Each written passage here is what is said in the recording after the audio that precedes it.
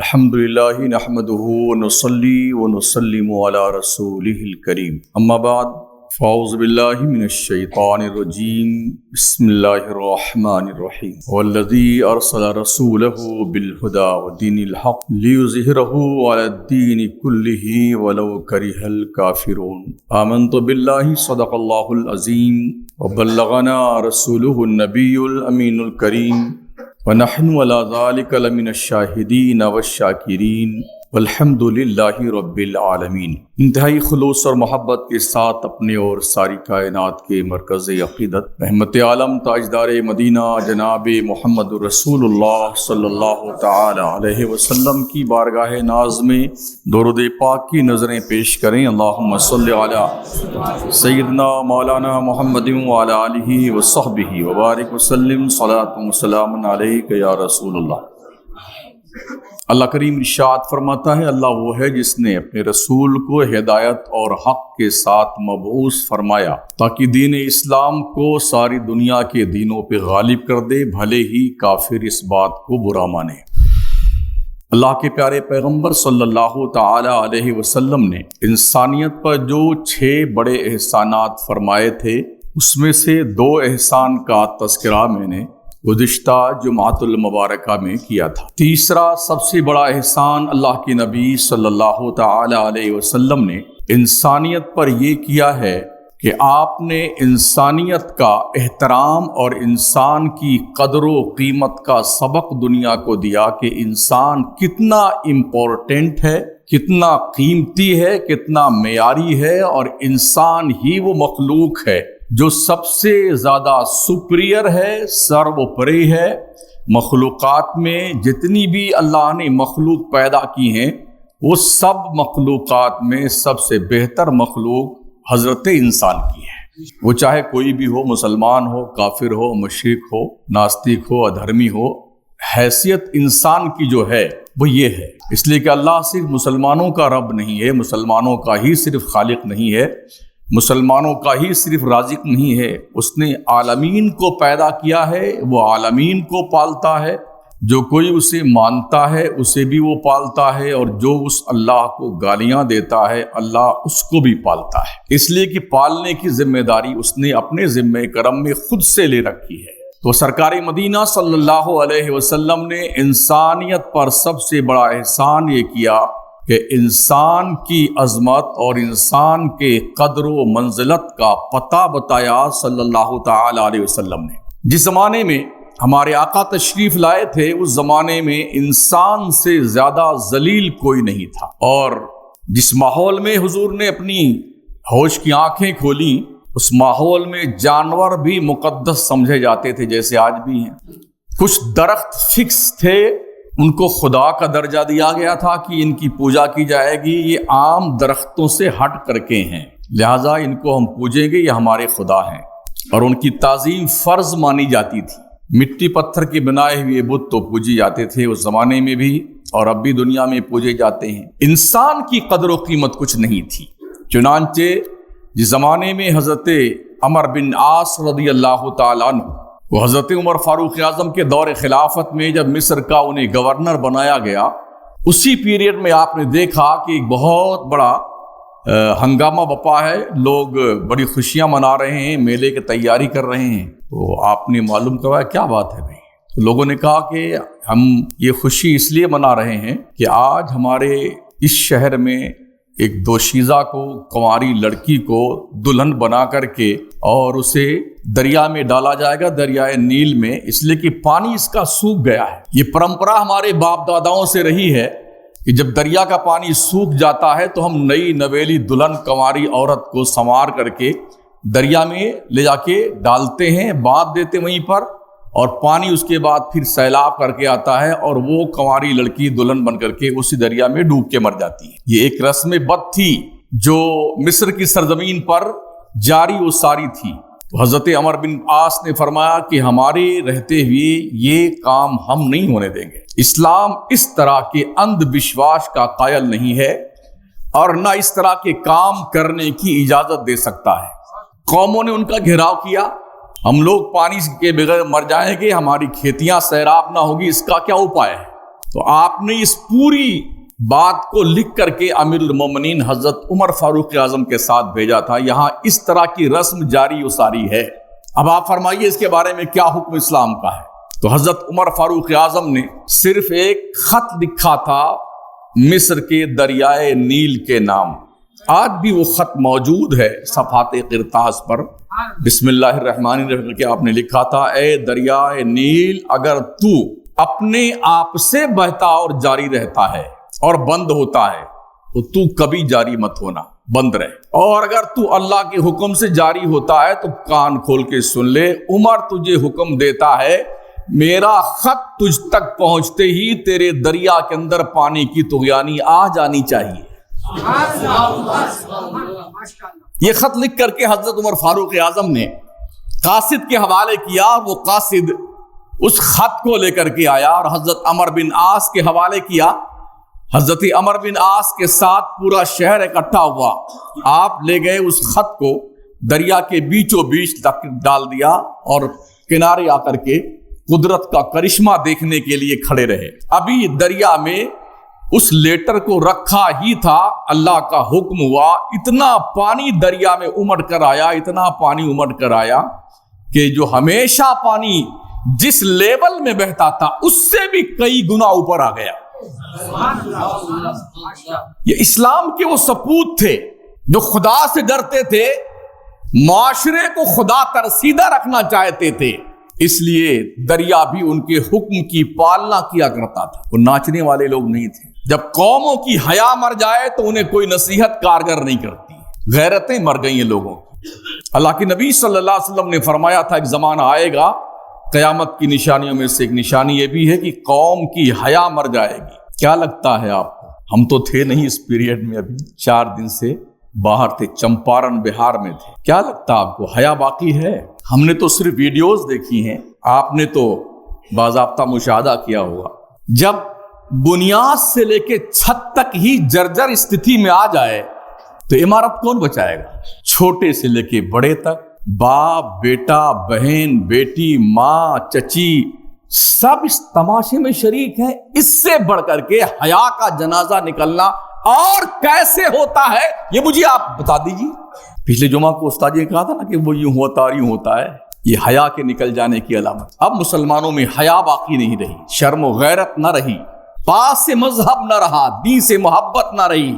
یہ کنڈیشن ہماری آج ہو گئی ہے. کل ملا کے ہمیں قیامت کا انتظار کرنا چاہیے اب، اس لیے کہ اب کوئی بھی پیر صاحب کی نصیحت، کسی مولانا کی تقریر، کسی خطیب کا خطاب، کسی کی نصیحت کسی کے پلے پڑنے والی نہیں ہے. سمجھ رہے ہیں؟ تو اب ہمیں قیامت کا انتظار کرنا ہوگا. ویسے بھی جو ہم نے تاریخ کا مطالعہ کیا ہے اس کے روشنی میں ہم بڑے وثوق کے ساتھ یہ کہہ سکتے ہیں، دنیا میں جب بھی کوئی قوم تباہ ہوئی ہے تو اس کے لچھن یہی تھے جو ہمارے آج ہیں. انہیں اس لائق بھی نہیں قدرت نے چھوڑا کہ لوگ ان کا عزت سے نام لیتے، اس لائق بھی رب نے نہیں چھوڑا. خیر، مجھے تو کچھ کہنا نہیں، چولہے بھاڑ میں جائیں کم وقت. عرض میں کر رہا تھا جب ہم ٹھیک تھے تو ہمارے حکم کا احترام دریا بھی کرتا تھا. یہ بڑا عجیب سا لگتا ہے نا کہ حضرت عمر نے ایک خط لکھا، انسان کے نام نہیں دریا کے نام لکھا ہے. گویا اگر انسان کے دل میں خدا کا ڈر پایا جاتا ہے تو دنیا کی ہر مخلوق اس سے ڈرتی ہے، ہر مخلوق. ورنہ مدینہ کہاں اور مصر کہاں، ہزاروں کلومیٹر کی مسافت ہے. گویا کہ دریا وہ تحریر سمجھے یا نہ سمجھے، رب نے حکم دیا عمر کا خط تیرے نام آیا ہے اور تیری بھلائی اس میں تو جاری ہو جا. تو قدرت نے اسلام کے ذریعے سے ہمیشہ ہر سال ایک نئی نویلی لڑکی دلہن بنا کر جو زندہ مار دی جاتی تھی، اسلام نے اس رسم بد کو جڑ سے اکھاڑ کر پھینکا. یہ انسانیت کی سب سے بڑی توہین تھی، انسانیت کی تذلیل تھی، انسانیت کو لوگوں نے ذلیل کر دیا تھا. یہی آپشن تھا جس آپشن کو اسلام کے پیغمبر نے انسانیت کی قدر و منزلت بتائی کہ انسان سب سے زیادہ باعزت ہے، محترم ہے اور احترام کے لائق ہے. پیارے آقا صلی اللہ علیہ وسلم کی پیارے دیوانوں، آج بھی آئے دن انسانوں کی بلی چڑھائی جاتی ہے. بہت سارے جنتر منتر کرنے والے، تانترک لوگ کرتے ہیں نا، ہم بھی اخبارات پڑھتے رہتے ہیں، کچھ پوسٹ بھی دیکھنے کو مل جاتے ہیں، کسی کے بچے نہیں پیدا ہو رہے تھے تو اس نے تانترک کے بارگاہ میں حاضری دی، تو تانترک نے بلی چڑھوایا، بچوں کی بلی آتا ہے نا اخبار میں سرخیوں میں۔ کتنے ایسے آئے دن ملک کے کونے کونے میں اس طرح سے تانترک کے جنتر منتر کی بھیٹ قوم کے بچے چڑھ جاتے ہیں، مائیں مار دی جاتی ہیں، باپ مار دیے جاتے ہیں، رشتے قتل کر دیے جاتے ہیں، اور اس طرح سے مار کر کے آدمی اپنے خواہشات کی تکمیل کے لیے، اپنا بھلا چاہنے کے لیے دوسروں کی زندگی کا چراغ گل کر دیتا ہے۔ آج بھی گویا انسانیت کے اس دہلیز پر پہنچنے کے بعد جہاں پر رفعت و بلندیاں انسان کا قدم چومتی ہے، وہاں پہنچنے کے بعد پھر ذلت کے کھڈے میں گر چکا انسان۔ اسلام کے پیغمبر نے انسانوں کو وہاں پہنچایا تھا جہاں تک پہنچنے کے لیے دنیا کی کوئی طاقت انسان کو سہارا نہیں دے سکتی تھی، وہاں اسلام کے پیغمبر نے انسان کو پہنچایا۔ اس طرح بلی چڑھائی جاتی ہے، جانوروں، درختوں، بتوں کے اوپر انسانوں کے خون اور گوشت کے چڑھاوے آج بھی ملک کے مختلف علاقہ جات میں چڑھائے جاتے ہیں۔ انسان کا خون بے دریغ بہایا جاتا ہے۔ باضابطہ طور پر 5 سال میں جو دنیا کے نقشے پہ صرف ایک ہی راشٹر ہندو راشٹر ہے جسے نیپال کہا جاتا ہے۔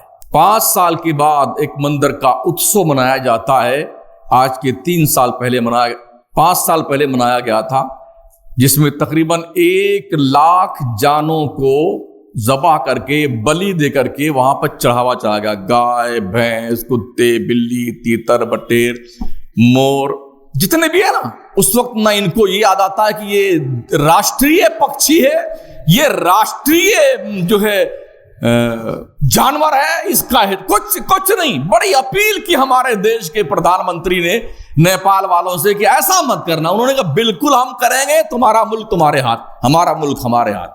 1 لاکھ جانوں کو تلف کیا گیا اور مار کر کے پھینک دیا گیا۔ انسان یہاں تک گر چکا ہے، لاکھوں لاکھ جانوں کی بلی دیتا ہے، تب اسے اپنے گریبان میں جھانک کر کے اپنی اوقات پہچاننا نہیں آتا ہے۔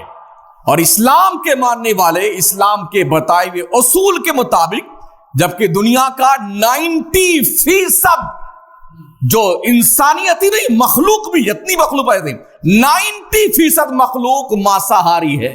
90%، صرف 10% لوگ ہیں جو شاکاہاری ہیں، 90% لوگ ماس کھاتے ہیں، چاہے وہ کسی کا بھی کھائیں، سانپ، بچھو، کیڑا مکوڑا، ہاتھی، گھوڑا، کتا، بلی، خنزیر، گدھا، گھوڑا۔ الحمدللہ ہم مسلمان اہل اسلام حلال جانور جس کا کھانا ہمارے رب نے حلال کیا ہے ہم اسے کھاتے ہیں، اور لوگ کھائے نہیں، مار کر کے گوشت تک پھینکے لوگوں نے۔ یہ ضرورت کے لیے اسلام نے جائز کیا ہے۔ اگر آپ کو کھانے کی ضرورت ہے تو آپ جائیے شکار کرنے کے لیے۔ شکار کھیلنا جائز نہیں ہے، شکار کرنا جائز ہے۔ شکار کب کیا جاتا ہے؟ جب آدمی کو ضرورت ہوتی ہے۔ بے ضرورت کسی کی جان کو تلف مت کیجئے، اسلام اس بات کی اجازت نہیں دیتا ہے۔ خام خواہ آپ درختوں کے پتے توڑ کے مت گرائیے، اگر آپ کے بکریوں کو کھلانا ہے پتوں کو تو توڑیے بردست پتے۔ اسلام تو اس کی بھی مناہی کرتا ہے کہ خام خواہ آپ گھاس کیوں اکھاڑ رہے ہیں، ہری گھاسیں۔ اگر آپ کے جانور کو ضرورت ہے تب گھاس لے جائیے، نہ کاٹ کر کے بے مطلب ہی توڑے جا رہے ہیں آپ گھاس۔ تو لوگوں کو اپنی آنکھوں کا شہتیر دکھائی نہیں پڑتا ہے، مسلمان کیا کرتا ہے یہ بہت دور سے دکھائی پڑ جاتا ہے لوگوں کو۔ تو آج بھی انسان اور انسانوں کا خون اور انسانوں کا گوشت بے دریغ بہایا جاتا ہے۔ پیارے آقا صلی اللہ علیہ وسلم کی پیارے دیوانوں، انسانوں کے دل و دماغ میں یہ نقش ہمارے نبی نے بٹھایا ہے کہ انسان قدرت کا عظیم شہکار ہے۔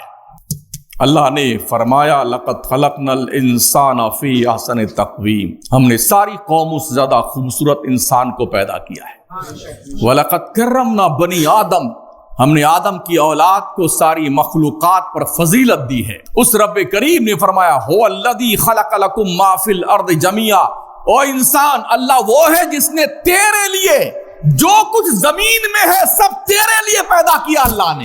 یہ رب فرماتا ہے, اللہ نے فرمایا. اور اللہ نے یہ بھی فرمایا وَإِذْ قَالَ رَبُّكَ لِلْمَلَائِكَةِ إِنِّي جَاعِلٌ فِي الْأَرْضِ خلیفہ. فرشتوں سنتے ہو, میں دنیا میں اپنا نائب بنانا چاہتا ہوں, خلیفہ بنانا چاہتا ہوں. وہ حضرت انسان تھے. تو اللہ کریم نے فرشتوں کے سامنے زمین پہ نائب ہونے کا, بنانے کا انسانوں کے حوالے سے اعلان فرمایا. یہ بزرگی رب نے ہمیں اور آپ کو عطا فرمائی. اللہ نے یہ بھی فرمایا وَإِذْ قُلْنَا لِلْمَلَائِكَةِ اسْجُدُوا لِآدَمَ فَسَجَدُوا إِلَّا إِبْلِيسَ. او دنیا کے لوگوں, آدم اتنا بزرگ ہے نا آدمی, کہ ہم نے آدمیوں کے باپ کو اتنا معزز بنایا, اتنا معزز بنایا, ہم نے سارے فرشتوں سے آدمی کو سجدہ کروایا ہے, آدمی کو. مگر ابلیس نہیں مانا تھا, ان نے سجدہ نہیں کیا تھا, اکڑ گیا وہ, اترانے لگا. انسان اشرف المخلوقات. اللہ کا فرمان ہے کہ ہم نے عزت دی ہے اولاد آدم کو, سواری دی ہے ان کو جنگل اور دریا میں, اور روزی دی ہے ہم نے ان کو ستھری چیزوں سے. یہ اللہ کے فرمان کا مفہوم ہے. اور بڑھا دیا ان کو بہتوں سے جن کو پیدا کیا ہم نے بڑائی دے کر کے. یہ اللہ کا حکم ہے کہ ہم نے ساری مخلوق میں بڑائی اور بزرگی حضرت انسان کو عطا فرمائی ہے. انسان کی عزت افزائی کی اس سے بڑی سند اور کیا ہو سکتی ہے؟ نبی رحمت صلی اللہ علیہ وسلم فرماتے ہیں انسان اللہ کا کنبہ ہے, کنبہ, کٹمب. انسان جو ہے نا یہ اللہ کا خاندان ہے, حالانکہ اللہ ان سب سے پاک ہے. لیکن نبی کیا فرماتے ہیں؟ الخلق عیال اللہ. پوری مخلوق اللہ کا کنبہ ہے, اللہ کا کٹمب ہے. آقا کریم صلی اللہ تعالی علیہ وسلم کے پیارے دیوانوں, انسان اللہ کا کٹمب ہے. اور انسانیت کی جو بلندی اللہ نے عطا فرمائی, اللہ کو اپنی مخلوق میں سب سے زیادہ محبوب وہ ہے جو اس کے کنبہ کے ساتھ پیار کرتا ہے, اچھا سلوک کرتا ہے. اللہ کے بندوں سے پیار کیجئے, رحم کیجئے اللہ کے بندوں پر, اللہ تم پر رحم فرمائے گا. ایک حدیث قدسی میں اللہ کے نبی نے فرمایا کہ اللہ کا فرمان عالی شان ہے کہ اللہ کل بروز محشر اپنے بندوں کے سامنے فرمائے گا قیامت کے, اے اولاد آدم میں بیمار ہوا تھا تو مجھے دیکھنے نہیں آیا. یہ حدیث قدسی ہے. حدیث قدسی کسے کہتے ہیں؟ ایسی بات جس بات کا راوی کرنے والا جبریل بھی نہ ہو. اللہ نے ڈائریکٹ اپنے نبی سے جو بات کری ہے اسے حدیث قدسی کہا جاتا ہے. تو آقا فرماتے ہیں کہ اللہ حشر میدان میں فرمائے گا اے اولاد آدم میں بیمار پڑا تھا تو مجھے دیکھنے نہیں آیا, میری مزاج پرسی کے لیے نہیں آیا, میری عیادت کو نہیں آیا. تو وہ بندہ اپنے رب کی بارگاہ میں عرض کرے گا پروردگار تو رب العالمین ہے, تو بھلا کیسے بیمار پڑنے والا, میں کیسے تیری عیادت کرنے آتا. تو اللہ فرمائے گا بندے فلاں آدمی بیمار پڑا تھا, اگر تو اس کے پاس جاتا اس کی تیمارداری کے لیے تو مجھ کو اس کے پاس میں پاتا, اسے قریب پاتا. گویا اگر کوئی بیمار پڑ جائے اس کی مزاج پرسی کرنے آپ جاتے ہیں تو ایک تو مصطفیٰ کریم علیہ السلام نے فرمایا مزاج پرسی کرنے جانے والا جب تک جاتا ہے اور واپس نہ آ جائے تب تک فرشتے اس کی بخشش کی دعا کرتے رہتے ہیں, اور جب تک اس کے پاس بیٹھا رہتا ہے جنت کے پھول چنتا رہتا ہے. اور تیسرا کرم اللہ کا بالائے کرم یہ کہ اللہ فرماتا ہے اس مریض کے پاس مجھے پاؤ گے جب تم کسی مریض کی عیادت کرنے جاؤ. یہ حدیث قدسی میں اللہ کا فرمان عالی شان موجود ہے. پھر اللہ فرمائے گا بندے میں ننگا تھا تو نے مجھے کپڑا نہیں پہنایا. پھر بندہ عرض کرے گا مولا تو رب العالمین ہے, کپڑے سے پاک ہے, میں تجھے کیسے کپڑا پہناتا. اللہ فرمائے گا فلاں آدمی جس نے کپڑا تجھ سے مانگا تھا اس کے بدن پہ کپڑا نہیں تھا, اگر تو اس کا سوال پورا کرتا تو مجھے اس سے قریب پاتا. اللہ پھر فرمائے گا بندے میں پیاسا تھا تو نے مجھے پانی نہیں دیا. بندہ عرض کرے گا مولا تو پیاسا کیسے ہو سکتا, تو کھانے پینے سے پاک ہے. تو اللہ فرمائے گا فلاں آدمی پیاسا تھا, اس نے پانی مانگا تھا تو نے اسے پانی نہیں دیا, اگر اسے پانی پلاتا تو مجھے اس کے قریب میں پاتا. پھر اللہ فرمائے گا بندے میں بھوکا تھا تو نے مجھے کھانا نہیں کھلایا. بندہ عرض کرے گا مولا تو کھانے پینے سے پاک, پھر کھانے کی بات کرتا ہے. کہ فلاں بندے نے تو اس سے کھانا مانگا تھا, اگر تو اس کو کھانا کھلاتا تو مجھے اس کے پاس میں پاتا, اس کے قریب پاتا. اس سے بڑھ کر کے انسانیت کی معراج اور کیا ہو سکتی ہے. دنیا نفرتوں کا پیغام دیتی ہے نا, ہمارا رب ہمارے اسلام کے پیغمبر نے انسانوں کو انسانیت کا سبق سکھایا ہے، انسانیت کا پاٹ پڑھایا ہے۔ آج بھائی بھائی کا حق ڈکار جاتا ہے، شرم نہیں آتی ہے؟ اللہ کے پیغمبر نے حدیث قدسی کے حوالے سے ایک عام جنرل بات یہ فرمائی ہے، اگر آپ اس کے قریب جاتے تو اللہ کو اس کے پاس میں پاتے، تو اگر آپ اپنے سگے اور حقیقی بھائیوں کے ساتھ دورویوہار کرتے تو پھر آپ کا انجام کیا ہوگا؟ مسلم معاشرے کو آپ کلین نہیں کرتے ہیں، مرنے کے بعد کیا جواب دو گے؟ قوم کے ذمہ داروں، تمہیں بھی جواب کی تیاری کر لینی چاہیے۔ نہ قارون، فرعون، نمرود، شداد، حامان کی بلڈنگیں، بنگلے، حویلیاں بچی، نہ یہ مردود بچے۔ تو اے مردودو، تم بھی نہیں بچو گے، تم بھی نہیں بچو، آج نہیں کل مرو گے، ضرور مرو گے، اور مر کر کے تمہاری قبر میں جا کے تمہیں حساب دینا پڑے گا۔ قوم میں پھیلتی ہوئی برائیوں پہ قدغن لگانے کے بجائے بے حیائی اور بے شرمی کا ڈھڈورا پیٹا جائے، اور قوم کے مکھیا اور ذمہ دار سور داس بن کر کے یہ ساری چیزیں محسوس کریں، اور ان کے کانوں میں لوگ گھسا گھسا کے آواز پہنچائے، پھر بھی بہرے بن جاتے ہیں۔ یہ مرنے کے بعد کیا جواب دیں گے اللہ؟ پیارے آقا صلی اللہ تعالی علیہ وسلم کی پیارے دیوانوں، ایک ایسا مذہب جس نے توحید پر سب سے زیادہ زور دیا گیا ہے اور شرک کی سب سے زیادہ تردید کی گئی ہے، اس میں ایسا انداز تکلم انسانیت کی بلندی کا سب سے بڑا اعتراف ہے۔ الخلق عیال اللہ، پوری مخلوق اللہ کا کنبہ ہے۔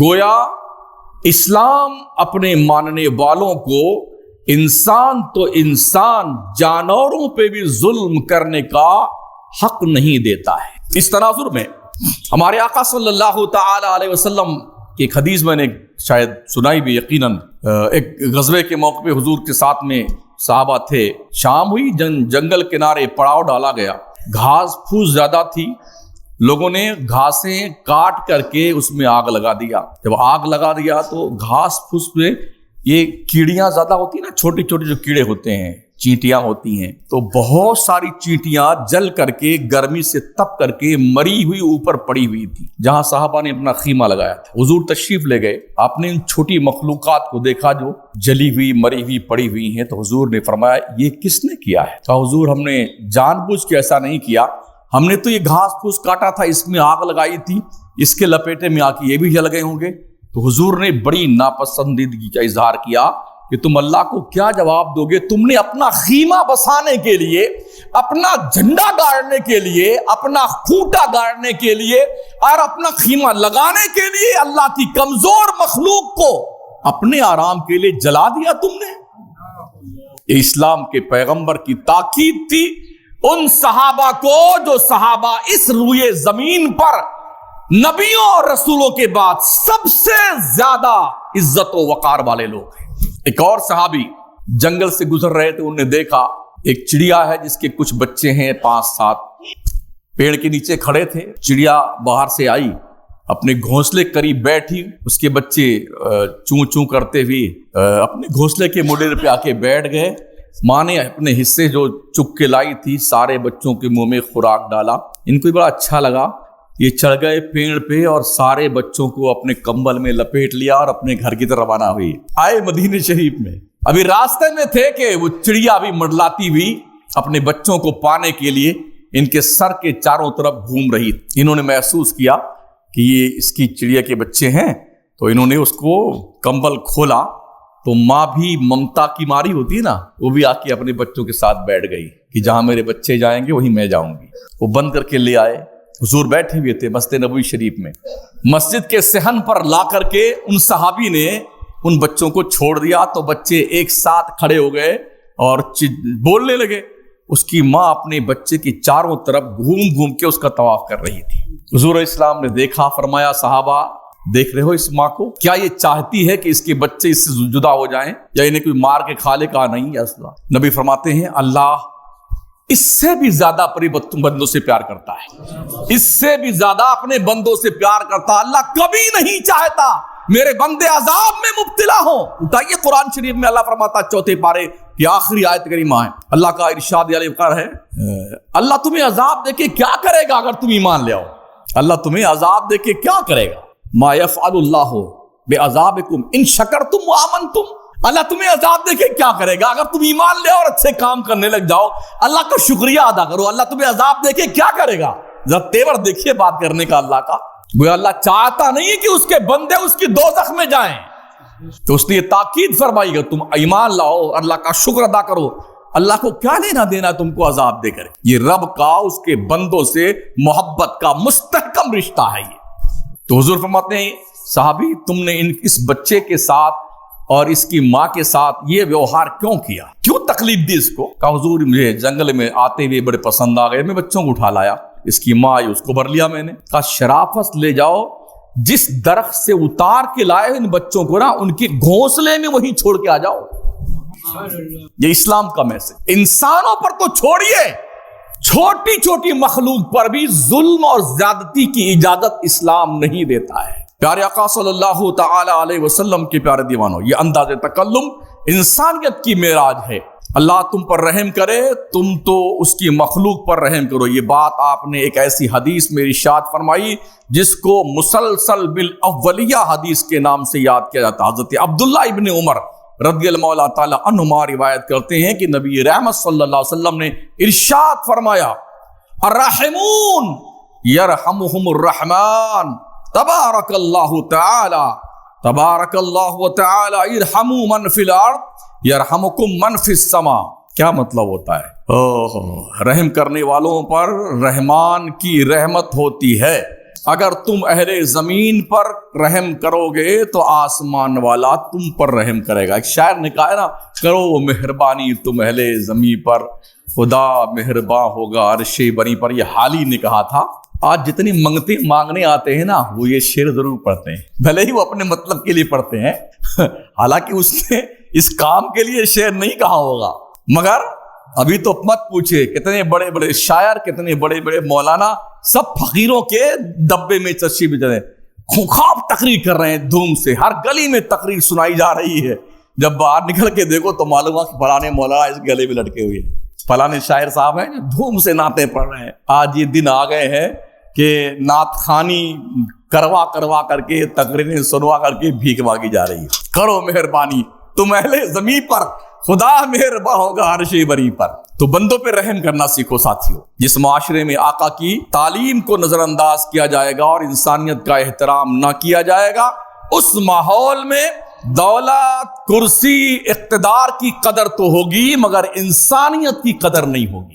آج حالات کچھ ایسے ہی ہیں، ہم جس معاشرے میں جی رہے ہیں یہاں پر کرسی کی قدر ہے، تکڑم بازی کی قدر ہے، چمچا گیری کی قدر ہے، سسٹمیٹک ڈھنگ سے بے وقوف بنانے کی قدر ہے، ایک سموہ بنا لینے کی قدر ہے، گوٹیاں سیٹ کرنے کی قدر ہے، کیسے جگاڑ لگایا جائے، کیسے پوری قوم کو بے وقوف بنایا جائے، کیسے رشتہ داری جوڑ کر کے خالہ والا، امانی والا، کاکی والا، اس کی بیٹی، اس کے ساتھ اس کا بیٹا، اس کا داماد، اتنا ارے ہمارا تو وہ فلک کا ماسیرا لگتا ہے۔ اس طرح سے جوڑ کر کے اپنے گناہوں کی دہلیز سجائی جاتی ہے۔ غلط ہے؟ ہاں، مگر صرف مسجدیں میں صحیح بات مت کیا کرو، باہر جاؤ تب بھی کیا کرو۔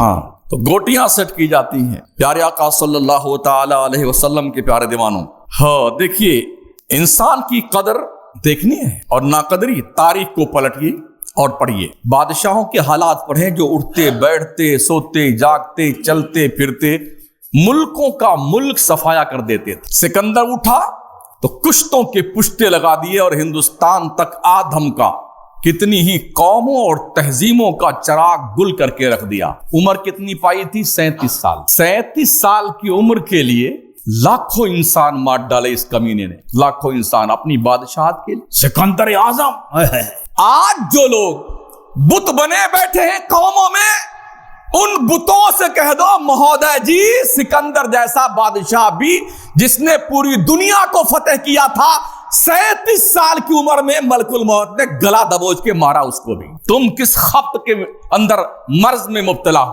تم نے کیا کوئی امرت کا پیالہ پیر کھا کہ تم ہمیشہ زندہ رہو گے؟ پیارے آقا علیہ السلام کی پیارے دیوانوں، سیزر اٹھا تو اس نے انسانوں کا شکار بڑے ڈھنگ سے کھیلتا تھا وہ، جانتے ہو، آدمی کو کھڑا کر دیتا دیوار میں باندھ کر کے، پھر اس پر نشانہ لگاتا، تیر کس کے مارتا اس کو۔ یہ انسانوں کی قدر تھی ان درندوں کے نزدیک، جنہوں نے اپنی دنیا کی سیج سجانے کے لیے، اپنی بادشاہت کا دائرہ وسیع کرنے کے لیے انسانوں کے خون سے ہولیاں کھیلی ہیں۔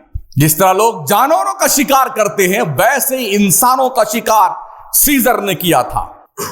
اور یہ جو ترقی یافتہ دور کہا جاتا ہے نا، یہ ترقی یافتہ لوگ بھی 2 ورلڈ وار کر چکے ہیں، عالمی جنگیں 2 بار لڑی گئی، 2 بار۔ یورپ کے لوگ جو بڑے مہذب بنتے ہیں دنیا کے نقشے پہ، ان درندوں نے کیا کیا ہے پتا ہے؟ لیٹسٹ میں تو عراق، ایران، لیبیا، افغانستان، ملک شام، لاکھوں انسانوں کو مار ڈالا ان ذلیلوں نے، اور اب بھی یہ مہذب ہی گنے جاتے ہیں بے قصور۔ عراق پر یہ بہانہ بنا کے اٹیک کیا گیا کہ اس کے پاس کیمیائی اسلحے ہیں۔ عراق تباہ ہونے کے بعد بزرگ کیمیائی اسلحے نہیں ملے، جس چیز کا بہانہ بنا کر کے یہ انسانوں کے خون سے ہولی کھیلی ان تن کے گورے من کے کالے درندوں نے، انہیں وہ چیز میسر نہ آئی۔ ملک شام کے ساتھ ہی ہو رہا اب تک، لیبیا تباہ کیا گیا، افغانستان تباہ کیا گیا۔ تو اپنی نفس پرستی کے لیے دنیا نے ہر زمانے میں انسانوں کے خون سے ہولی کھیلی ہے۔ تو 2 عالمی جنگیں جو انہوں نے لڑی ہیں نا، انسائکلوپیڈیا برٹانیہ کی رپورٹ کے مطابق پہلی جنگ فرسٹ وار میں تقریباً 64 لاکھ انسانوں کو مارا گیا تھا، رزلٹ 0۔ جس مقصد کے لیے مارا گیا وہ مقصد بھی حل نہ ہوا۔ سیکنڈ ورلڈ وار ہوئی، 3 کروڑ سے لے کے 6 کروڑ کے بیچ میں انسانوں کو بلی بنایا گیا، بکرا بلی کا۔ 3 کروڑ سے 6 کروڑ تک انسانوں کو مارا گیا، اس کا کوئی بھی رزلٹ سامنے نہ آیا۔ ظالم اب تک ظلم کے پیکر میں دندناتا پھرتا ہے، مظلوم اب بھی آہیں بھر بھر کر کے سسکیاں لے رہا ہے۔ پیارے آقا علیہ السلام کی پیارے دیوانوں، ہٹلر کا نام تو دنیا جانتی ہے، کیا نہیں کیا اس نے؟ کیا مقصد پورا ہوا؟